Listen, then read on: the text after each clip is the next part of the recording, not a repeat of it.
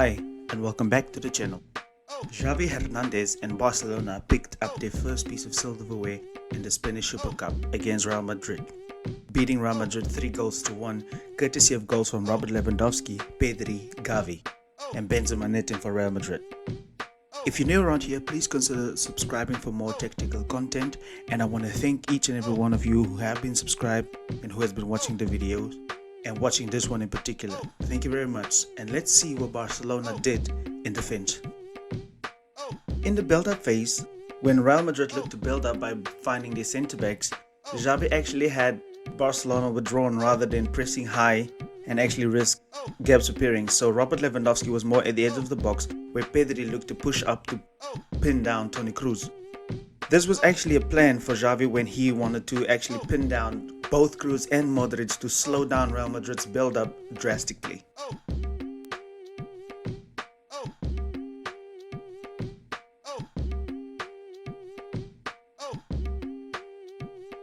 Toni Kroos started to operate in the left half space because he was having a hard time building up from the back. Now this was actually Mendy pinning back Ousmane Dembele, which allowed Kroos to actually go there. They formed a double pivot to outnumber Pedri, where both of them would actually become outlets to receive the ball from the goalkeeper or from the centre backs. But Xavi had Frenkie de Jong moving upwards and actually pinned both of them back in order to slow down them even more, and they being far away from Barcelona's box.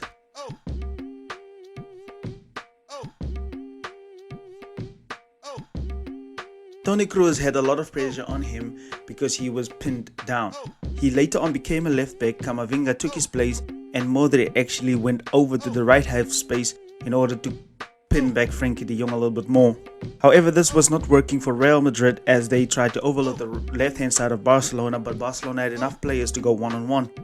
Therefore, they had to directly go to Karim Benzema, but the long ball wouldn't be feasible, so he basically came back as a false nine in order to get the ball. Now, Modric actually went very wide in the half space to pin back Frenkie de Jong even more.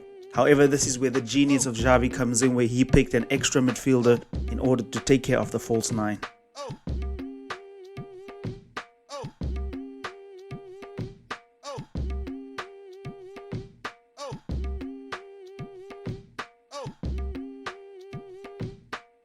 However, in open play, Barcelona pretty much defended in a 4-4-2 formation, trying to put pressure on the centre-backs, with Pedri joining Robert Lewandowski. Or they would actually just go back and put pressure even more on Toni Kroos. However, the 4-2-3-1 was actually where Barcelona took most of the advantage, where Gavi inverted and actually overloaded the midfield.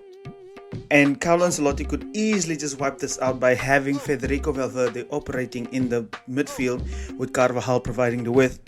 This way he would have easily been able to pin back both Frenkie de Jong and Sergio Busquets, while at the same time having a double pivot 2-on-1 against Pedri, excuse me.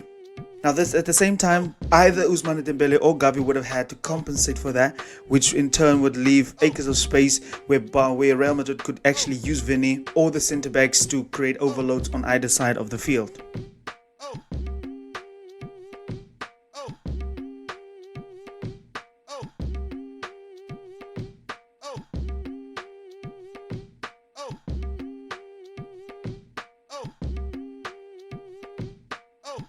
In the build-up phase, when Barcelona looked to split their centre-backs, we saw that Vini Jr. pushed up next to Karim Benzema to create a front two, while at the same time Luka Modric looked to pin back Sergio Busquets in order to slow down Barcelona's play. But over on the right-hand side, Ronald Araujo was very withdrawn as he started a lot more deeper, which forced Ancelotti to get Mendy to go up high the pitch. But Pedri's positioning was actually very dangerous to this, as he forced Mendy to actually come back and think twice if he would like to go and press. This was making Ronald Araujo to become an easy outlet for Barca.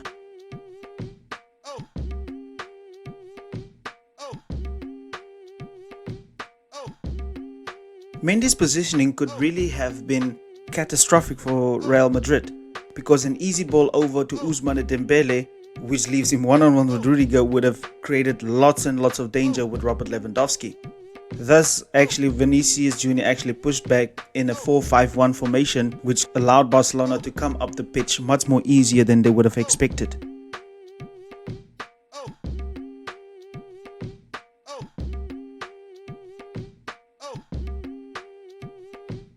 It was actually Gavi's positioning that absolutely destroyed Real Madrid by simply overloading the midfield. This he was asking lots of questions of Real Madrid, and his positioning over in the half space actually forced Federico Valverde to become a fifth defender. Real Madrid operated in a 5-4-1 formation. Now Barcelona's positioning overloading one side was creating lots and lots of danger for Real Madrid, as the likes of Frenkie de Jong and Busquets often find themselves in a hole in the half space over on the left hand side or the right hand side, where a switch was easily possible, and that left Ousmane Dembele often in one-on-one situations.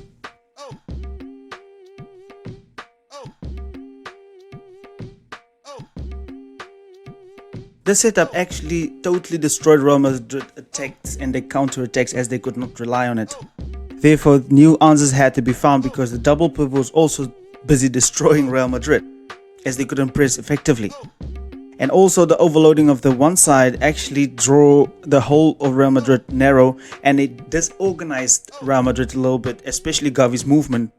This left Carvajal in particular to go out and follow Gavi, which left space for Robert Lewandowski actually to go and take advantage of. And this was also different kinds of things, as Pedri pushed up next to Lewandowski as well in order to create a two-man up front.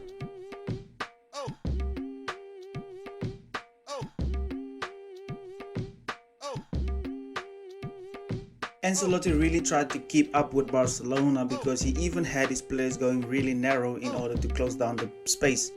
But Gavi dropping was actually creating a lot of problems, especially for Carvajal. This is why Federico Valverde pushed up to actually pin back Gavi in a 4-4-2 formation. But this even didn't stop Xavi, because the two men up front actually kept Real Madrid really narrow, and Barcelona at the same time could afford to have some width as well. And therefore Frenkie de Jong also went up, and now Barcelona was again having a 5 against 4 at the back, and Gavi and Pedri and Frenkie de Jong actually made turns to actually switch as well. So Real Madrid really never had it.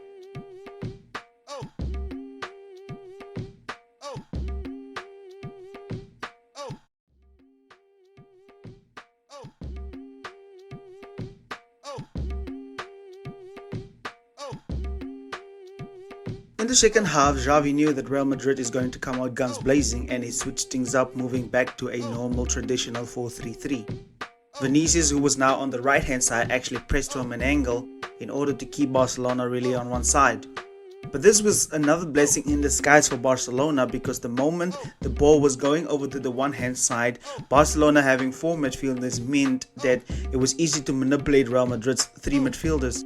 So Federico Valverde and everybody had to come over to compensate, and this again brought that problem for Gavi being an extra midfielder, dropping him into this acres of space, keeping Carvajal narrow, again creating problems where Alejandro Balde could actually go over and keep the width for Barca. And this was again a masterstroke from Xavi.